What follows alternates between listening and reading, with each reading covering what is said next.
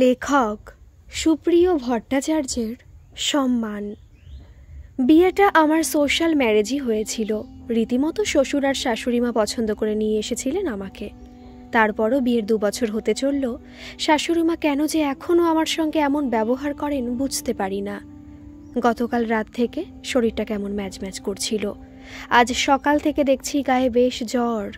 তা সত্ত্বেও শাশুড়ির পছন্দের রান্নাগুলো এক এক করে, যেমন পেঁয়াজকালি, পুঁটি মাছ দিয়ে, ফুলকপি, বেগুন, কচু দিয়ে একটা নিরামিষ তরকারি করার পর মাছের ঝোল রান্না করে রান্নাঘর থেকে যখন বেরিয়ে আসছি, তখন শাশুড়িমা বললেন, বৌমা, এই শীতের সময় তোমার শ্বশুর মশাই বেগুন পোড়া দিয়ে রুটি খেতে খুব পছন্দ করেন। 2টো বেগুন পুড়িয়ে মেখে রাখো তো। আমি মিতালি তখন বললাম, মা, দুপুরে রান্না হয়ে গেছে, বাবা রাতে খাবেন যখন, তার আগে করে দেবক্ষণ। আমার শরীরটা আজ ভালো নেই মা। আমার কথা শুনে শাশুড়িমা হঠাৎ রেগে গিয়ে বলতে লাগলেন, তোমার শরীর আবার কবে ভালো থাকে বলো তো? 2-3টে আইটেমের বেশি কিছু করতে বললেই তো শুনিয়ে দাও তোমার শরীর ভালো নেই। আরে আমাদের সময় আমরা কাজের জন্য ঠিকমতো খাবার খাওয়ার সময় পেতাম না। সকালে টিফিন খেতাম দুপুরে, দুপুরের খাবার সে বিকেলে, আবার সেই রাতের খাবার তো খেতে হতো মধ্যরাত্রে। এত আরামে থাকো, তারপরেও তোমার কষ্টের শেষ নেই মা। কথাগুলো বলে শাশুড়িমা দুমদাম পা ফেলে নিজের ঘরে গিয়ে মনে হলো কাউকে ফোন করে আমার নামে যা নয় তাই বলতে লাগলেন। কথাগুলো শুনতে শুনতে আবার রান্নাঘরে গিয়ে গ্যাসের সামনে দাঁড়িয়ে শাশুড়িমার কথাগুলো শুনে কষ্ট হতে লাগলো। এই যে শাশুড়িমা বললেন, আমাকে বেশি কিছু রান্না করতে বললে আমি করি না। এরকম আরও অনেক দোষ আছে আমার, অথচ সেই দোষগুলোর কিন্তু কিছুই নেই আমার। প্রতিদিন রান্না করার আগে শাশুড়িমা বলে দেন কি কি রান্না করতে হবে। সেই সব রান্না শেষ করার পর রান্নাঘর থেকে বেরোলেই শাশুড়িমার অন্য কিছু রান্নার কথা মনে পড়ে যায়। অন্যদিন কিছু বলি না, চুপচাপ আবার সে রান্নাটা করে ফেলি। যে কোনো কারণেই হোক না কেন শাশুড়িমা আমাকে ঠিক পছন্দ করেন না, অথচ উনি কিন্তু দুবার আমাকে দেখার পর ওনার ছেলের বউ করে নিয়ে এসেছিলেন। উনি যখন কোনো রান্নার কথা বলেন তখন ঠিকমতো বুঝতে না পারলে শাশুড়িমাকে যদি বলি, মা, এই রান্নাটা আপনি একটু করে দেখিয়ে দিন, আমি সেই মতো পরে করব, তাহলেও সমস্যা, উনি দেখাবেন না। তখন বলেন, কেন, তোমার মা তোমাকে 22 বছর ধরে কিছু শেখায়নি? অথচ বিয়ের 4 দিন পর থেকে সংসারের সকল কাজের দায়িত্ব আমার কাঁধে চাপিয়ে দিয়েছেন। আমার স্বামী পরিমল বলে দিয়েছে, মা কোনো কাজ করবে না, তুমি পারলে করবে, না পারলে ফেলে রাখবে। কিন্তু বাস্তবে আমাকে না পারলেও করতে হয়, পারলেও করতে হয়। তারপরেও আমার দোষের কোনো শেষ নেই। শাশুড়িমা আবার একটা কাজ সুন্দর করে করেন। আমার যা যা দোষ উনি দেখেন, সেগুলো আমাকে না বলে ওনার ছেলেকে বলেন, আর ছেলে সেটা বিশ্বাস করে আমার সঙ্গে অশান্তি করে। আমি অবাক হয়ে দেখি কি করে একজন মানুষ মানুষের নামে মিথ্যে নালিশ করে। পরিমলকে যতই বলে বোঝাই, মা যা যা বলছেন সেগুলো আমি করিনি বা বলিনি, পরিমল সে কথা আমার বিশ্বাস করে না। নিচু হয়ে তরকারির ঝুড়ি থেকে 2টো বেগুন নিয়ে মাথাটা যেই উঁচু করেছি, অমনি মাথাটা ঘুরে উঠল। তবুও ভাবলাম, শ্বশুরমশাই বেগুন পোড়া খাবেন বলেছেন যখন, তখন বেগুন 2টো পুড়িয়েই ফেলি। বেগুন পোড়াতে পোড়াতে আবার মাথাটা হঠাৎ ঘুরে উঠল। চারপাশে সব অন্ধকার হয়ে এলো, কিছুতেই যেন আর দাঁড়াতে পারছি না। গ্যাসটা অফ করে মাথায় জল দেওয়ার জন্য বাথরুমে গেলাম। কোনো মতে চোখে মুখে জল দিয়ে ফ্রেশ হয়ে মাথা উঁচু করে দাঁড়াতেই মাথা ঘুরে বাথরুমের মধ্যেই পড়ে গেলাম। যখন পড়ে যাই তখন মুখ দিয়ে শুধু মা বলে একটা আওয়াজ বেরিয়েছিল। ঠিক কত সময় পরে জ্ঞান ফিরে এসেছিল জানি না, তবে জ্ঞান ফিরে দেখি পরিমল আমার পাশে বসে আছে। শাশুড়িমা একটু দূরে মুখে একরাশ রাগ নিয়ে দাঁড়িয়ে আছেন। এটা আজ নতুন না, বিয়ের পর থেকে আমার শরীর খারাপ হলেই আমার শাশুড়িমার মেজাজ খারাপ হয়ে যেত। তাই এখন আর শরীর খারাপ লাগলে কাউকে বলি না, আর বলেও বা কি হবে? শরীর খারাপ থাকলেও তো সব কাজ আমাকেই করতে হবে। শুধু শুধু আর শাশুড়ি মায়ের মেজাজ খারাপ করার কি দরকার? পরিমল জিজ্ঞাসা করল, কিভাবে পড়ে গেলে? বললাম, মাথাটা ঘুরে উঠেছিল। পরিমল বলল, শরীর খারাপ থাকলে এত কিছু করার কি দরকার? মা সাথে সাথে বলে উঠলেন, তোর বউ কি কোনো কথা শোনে? যা মন চায় তাই করে, কিছু হলে বলেও না। আমি অবাক হয়ে মায়ের মুখের দিকে তাকিয়ে বললাম, মা, আমি তো আপনাকে বলেছিলাম আমার শরীর ভালো না। কি বললে? কখন বলেছ? তার মানে তুমি বলতে যাচ্ছ আমি ইচ্ছে করে চেয়েছি তুমি পড়ে যাও? আমি তো সে কথা বলিনি মা, আমি বলেছিলাম আমার শরীরটা ভালো নেই। মা আরও কিছু বলতে যাচ্ছিলেন, পরিমল তার আগেই মাকে থামিয়ে দিয়ে বলল, মা মনে হয় শুনতে পাইনি। যাক, যা হবার হয়ে গেছে, তুমি ওঠো। আমি উঠে বসতে যাব, সেই সময় বুঝতে পারলাম ডান পাটা নাড়াতে পারছি না, ব্যথায় আমি কুঁকড়ে গেলাম। পরিমল পাটা ভালো করে দেখে বলল, মিতালি, তোমার পা তো ফুলে গেছে, মনে হয় মুচকে গেছে, দাঁড়াও ক্রেপ ব্যান্ডেজ বেঁধে দিচ্ছি। কিন্তু যত সময় যেতে লাগলো আমার ব্যথা বাড়তে লাগলো। এক সময় আমি যন্ত্রণায় কাতরাতে লাগলাম।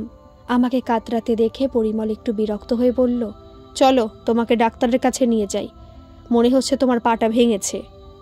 ডাক্তার এক্স-রে করে দেখলেন পা ভেঙেছে। প্লাস্টার করে ডাক্তারবাবু ওষুধ দিয়ে বলে দিলেন প্লাস্টারটা 1 মাস থাকবে, হাঁটাচলা একদম বন্ধ, বেড রেস্টে থাকবেন। ওষুধ খেয়ে পরদিন একটু ব্যথা কমার পরেই আমি চিন্তায় পড়লাম ঘরের কাজ কে করবে। শ্বশুরমশাই তো সকালে টিফিন না খেয়েই অফিসে চলে গেলেন।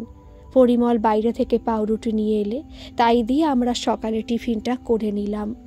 পরিমল ফ্রিজটা দেখে বলল, রান্না করা যা আছে একটু গরম করে নিলে দুপুরে হয়ে যাবে, রাত্রে আমি অফিস থেকে এসে যা হয় কিছু একটা করে নেব। বলে পরিমল অফিস চলে গেল। সারাদিন শাশুড়িমা একবার আমার খোঁজও নিল না। কাজের দিদি ঘর মুছে কাপড় কেচে যাওয়ার সময় বলে গেল, বৌদি, আপনার ভাত কি আপনার ঘরে টেবিলটায় ঢেকে রাখবো? বললাম, হ্যাঁ, তাই রাখুন। বিকেলে শাশুড়িমা আমার বিছানার পাশের টেবিলে 1 কাপ চা রেখে দিয়ে চলে গেলেন। ভালো মন্দ কিছু জিজ্ঞাসা করলেন না। আমি অবাক হয়ে ভাবতে লাগলাম, 2 বছরেও আমার উপর এই বাড়ির কারো কোনো মায়া হলো না। আমি কি এই 2 বছরে কিছু কম করেছি? পরিমলও সারাদিনে একবার ফোন করে খোঁজও নিল না। আমার ব্যথা যন্ত্রণা কেমন আছে, আমি খেয়েছি কি না। বিয়ের পর থেকে লক্ষ্য করেছি পরিমল আমাকে নিয়ে বেশি আহ্লাদ দেখায় না। নতুন বিয়ে হলে স্বামীদের বউয়ের প্রতি যে একটা আবেগ কাজ করে, সেটা পরিমলের ভেতরে ছিল না। ও সব সময় চুপচাপ থাকে আমার সামনে, অথচ বাবা মা বা আত্মীয় স্বজনদের সামনে সে কিন্তু অনেক কথা বলে। আমি মাঝে মাঝে ওকে বলি, চলো আজ একটু বাইরে থেকে ঘুরে আসি, কিংবা একটা সিনেমা দেখে আসি, বা টিভিতে হয়তো কোনো সিনেমা হচ্ছে, একটু বেশি রাত করে দেখি। সে উল্টে মাকে গিয়ে বলে, চলো না আমরা সবাই আজকে বাইরে থেকে ঘুরে আসি কিংবা মার্কেটে যাই। টিভি দেখার ব্যাপারে বলে, বেশি রাত করে টিভি দেখলে পরদিন আমার অফিসে যেতে অসুবিধা হবে। অথচ ফুটবল বা ক্রিকেট খেলা থাকলে তখন কিন্তু শ্বশুর মশাই আর ছেলে দুজনে মিলে অনেক রাত পর্যন্ত টিভি দেখে। প্রথম প্রথম ভাবতাম ওনাদের একমাত্র ছেলে, তাই হয়তো বাবা মাকে রেখে কোথাও যেতে চায় না, বাবা মার সঙ্গে একটু বেশি করে সময় কাটাতে চায়। কিন্তু তাই বলে আমাকে নিয়ে কখনোই বেড়াতে যাবে না। স্বামীর মুখ থেকে প্রশংসা কে না শুনতে চায়। তাই আমিও মাঝে মাঝে ও অফিস থেকে আসার আগে একটু সেজে গুজে থাকি। কিন্তু আজও পর্যন্ত পরিমল আমাকে আদর করে বলেনি, মিতালি তুমি কত সুন্দর। আমি যে দেখতে খারাপ তাও না, অনেকেই বলে আমি নাকি বেশ সুন্দরী। পরে মনে হতে লাগলো পরিমলের হয়তো বিয়ের আগে কারো সাথে কোনো সম্পর্ক ছিল, তাই তার আমাকে হয়তো ভালো লাগে না। কৌশলে একদিন আমার ননদের কাছে এই ব্যাপারে জানতে চাইলাম। সে বলল, না না, আমার দাদা যদি কোনো মেয়েকে পছন্দ করত তাহলে তো আমরা তার সাথে বিয়ে দিয়ে দিতাম। দাদা সব সময় বলতো মা বাবার পছন্দ করা মেয়েকে বিয়ে করবে। পরে বুঝতে পেরেছিলাম আমার প্রতি পরিমলের অনীহার কারণ আমার শাশুড়ি মা। উনি পরিমলের কাছে নিয়মিতভাবে আমার নামে সত্য মিথ্যা বানিয়ে নানা কথা বলেন। সেই কারণেই ওনার বাধ্য ছেলে সেইগুলো বিশ্বাস করে আমার থেকে নিজেকে দূরে সরিয়ে রাখে। রাত্রে শুধু ডিম ভাজা আর ডাল দিয়ে ভাত খেলো সবাই, অথচ আমি ভালো থাকলে ওনারা কেউই এই খাবার খেতেন না। এইভাবে 2 দিন কেটে গেল। 3 দিনের দিন সকালে উঠেই মা চিৎকার করে তার ছেলেকে বলতে লাগলেন, আমি পারবো না তোদের এসব কাজ করতে। পা ভেঙেছে তো কি হয়েছে, সারাদিন বিছানায় শুয়ে বসে থাকতে হবে, আস্তে আস্তে উঠে এটা সেটা করা যায় না? আমি কি তোর বউয়ের আয়া যে রান্না করে তার সামনে খাবার দিয়ে আসতে হবে? আমি পারবো না, বলে দিলাম। পরিমল মায়ের চিৎকার চেঁচামেচি শোনার পর আমার কাছে এসে বলল, মিতালি, যে কদিন তোমার পা ঠিক না হয় সেই কদিন তুমি বাপের বাড়ি গিয়ে থাকো। পরিমলের কথা শুনে আমি হতবম্ব হয়ে গেলাম।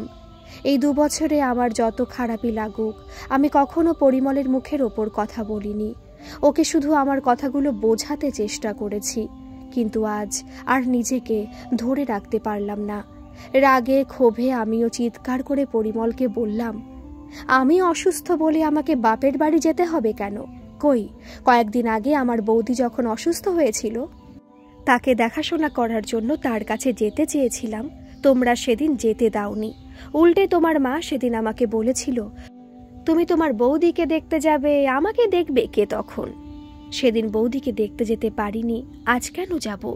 এই 2 বছরে আমি সব রকমভাবে তোমাদের সাথে মেশার চেষ্টা করে এসেছি, কিন্তু কোনোভাবেই এ বাড়ির বউ হয়ে উঠতে পারিনি। মানুষ নিজেদের বাড়িতে কুকুর বিড়াল পুষলেও তার প্রতি একটা মায়া জন্মায়। তারা অসুস্থ হলে তাদের খেয়াল করে। আমি কি সেই কুকুর বিড়ালেরও অধম পরিমল? আমি ঠিকমতো উঠে দাঁড়াতে পারছি না, সেটা তোমার মা কিছুতেই মেনে নিতে পারছেন না। এমনকি তুমি নিজেও বিরক্ত হচ্ছ। তোমার বোনের সামান্য মাথা ব্যথা হলে তোমার মা তোমাকে সঙ্গে করে নিয়ে দৌড়ে চলে যায় তাকে দেখতে, আর আমি গায়ে জ্বর নিয়েও রান্না বান্না থেকে শুরু করে সব কাজই করি। তাতে তোমাদের কারোর কিছু এসে যায় না, তাই না? এখন আমার পা ভেঙে গেছে, আমি একেবারে চলতে পারছি না, তোমাদের কাজ আমি করতে পারছি না, তাই আমাকে এখন তোমরা তোমাদের বাড়িতে রাখতে চাইছো না। উল্টে আমাকে এখন ভালো হতে গেলে আমার বাপের বাড়ি গিয়ে ভালো হতে হবে, তারপর ভালো হয়ে এসে আবার আমাকে তোমাদের সেবা করতে হবে। কেন পরিমল? এটাই কি একজন স্বামী তার স্ত্রীর প্রতি কর্তব্য? এটাই কি শ্বশুর বাড়ির কর্তব্য? স্বামী হিসেবে কি তোমার কোনো দায়িত্ব নেই?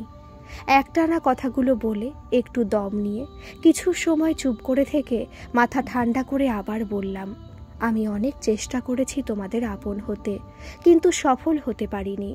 আমি বাপের বাড়ি চলে যাব ঠিকই, তবে পা ভালো হলে আমি আর আসব না। সারা জীবনের মতো আমি তোমাকে, তোমাদের পরিবারকে ত্যাগ করে চলে যাব। বলে পাশ থেকে ফোনটা তুলে দাদাকে আসতে বললাম। পরিমল এত সময় পরে বুঝতে পারল যে সত্যি আমি চলে যেতে চাইছি, তাই ও আমার পাশে বসে হাত ধরে বলল, মিতালি, কে বলেছে আমার মনে তোমার কোনো জায়গা নেই? আমি একটু চাপা স্বভাবের, তাই হয়তো তোমাকে সেরকম করে ভালোবাসি বলা হয়নি, কিন্তু আমি তোমাকে সত্যি ভালোবাসি, বিশ্বাস করো। আমি হাতটা ছাড়িয়ে নিয়ে বললাম, না পরিমল, ভালোবাসি এটা মুখে বলতে হয় না, ব্যবহারেই বোঝা যায় তুমি আমাকে কেমন ভালোবাসো। আজ পর্যন্ত তুমি আমার কোনো কথা বিশ্বাস করেছো? তোমার মা তোমাকে সত্যি মিথ্যা যা বলেছেন তাই নিয়ে তুমি আমাকে কম কথা শোনাওনি।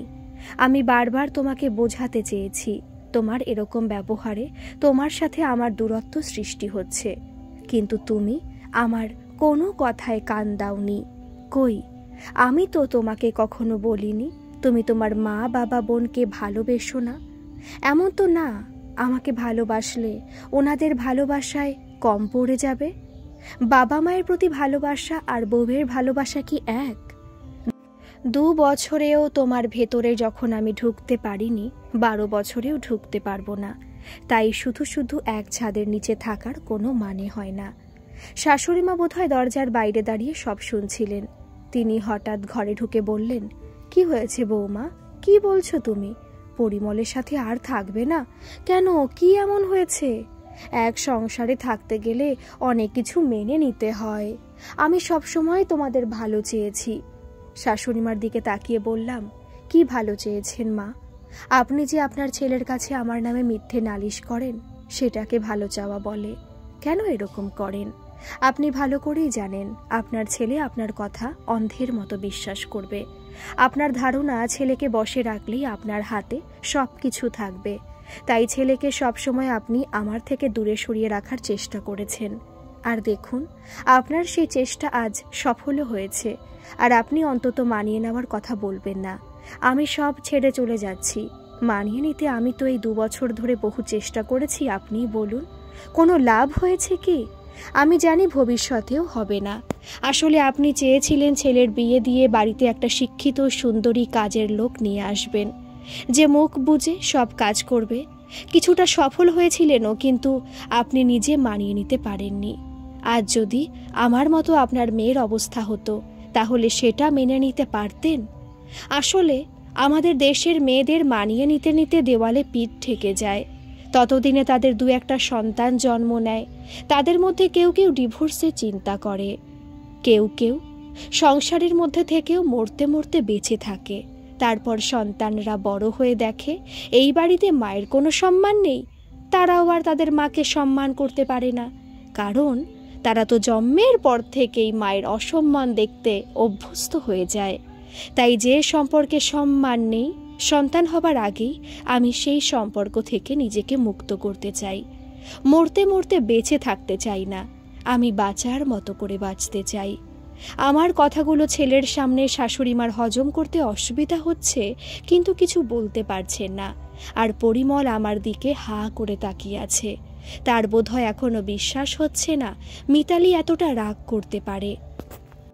এগিয়ে এসে আমার হাত দুটো চেপে ধরে পরিমল বলতে লাগলো, হ্যাঁ মিতালি, ভুল আমি করেছি, সেটা এখন বুঝতে পারছি। কিন্তু তুমি চলে গেলে শোধরাবার সুযোগটাই তো পাবো না। তাই প্লিজ তুমি তোমার দাদাকে আসতে বারণ করো। আমি কথা দিচ্ছি, আজ থেকে তোমার সম্মানের কখনো হানি হতে দেব না। আমাকে একটা সুযোগ দাও। বাবা অফিস থেকে ফিরুক, বাবার সাথে কথা বলি। বাবা যদি মাকে বোঝাতে পারে ভালো, তা না হলে তোমাকে নিয়ে আমি আলাদা হয়ে যাব। সাথে সাথে বললাম, কেন তুমি তোমার বাবা মাকে ছেড়ে আলাদা হবে? আমি তো কখনো সে কথা বলিনি। আমি বলতে চেয়েছি আমি যে এ বাড়ির বউ, সেই সম্মানটুকু যেন পাই। আমার হাত ছেড়ে পরিমল তার মার দিকে ফিরে বলল, মা, তুমি তো মিতালিকে পছন্দ করে নিয়ে এসেছিলে, ও তোমার ছেলের বউ। তাহলে কেন তোমার মিতালিকে নিয়ে এত প্রবলেম? তুমি সব সময় মিতালির নামে অনেক কথা বলো, কই মিতালি তো কোনোদিন তোমার নামে কিছু বলে না। আমারই ভুল হয়েছে তোমার সব কথা বিশ্বাস করা। শাশুড়িমা কিছু বলতে যাচ্ছিলেন, সেই সময় আমার দাদাকে ঢুকতে দেখে শাশুড়িমা একগাল হেসে বললেন, আরে বাবা স্বপন, আমার দাদার নাম, তুমি কেমন আছো? এই দেখো না, আমার বৌমা সেদিন বাথরুমে পড়ে গিয়ে পাটা ভেঙে গেছে। পরিমল বলছিল এখানে দেখাশোনার যদি অসুবিধা হয় কদিন তোমাদের বাড়ি গিয়ে থাকতে। আমি বারণ করেছি, আমি থাকতে আমার বৌমা বাপের বাড়ি যাবে কেন? বৌমা এখানেই থাকবে, সব দেখাশোনা আমিই করব। আর যদি আমার পা ভাঙতো তাহলে বৌমা কি আমাকে দেখতো না? বলেই মা বললেন, তুমি কিন্তু অনেক দিন এখানে আসো না। আজ যখন বোনকে দেখতে এসেছো, শুধু দেখেই চলে গেলে হবে না, দুপুরে কিন্তু খেয়ে যাবে। বলে ছেলেকে বললেন, তুই হা করে ওখানে দাঁড়িয়ে আছিস কেন? যা বাজারে যা, মাংস নিয়ে আয়, আমি রান্না করব। আর শোন, তোর বাবাকে কিছু বলিস না, বৌমাকে আজ থেকে আমি দেখব। আজকের এই গল্পটি আপনাদের কেমন লাগলো অবশ্যই কিন্তু কমেন্ট করে জানাবেন। আর যদি আপনাদের ভালো লাগে, আর যারা এখনও সাবস্ক্রাইব করেননি, তারা একটা সাবস্ক্রাইব করে আমার এই ছোট্ট পরিবারের সাথে যুক্ত হয়ে যাবেন। ধন্যবাদ। ভালো থাকবেন, সুস্থ থাকবেন।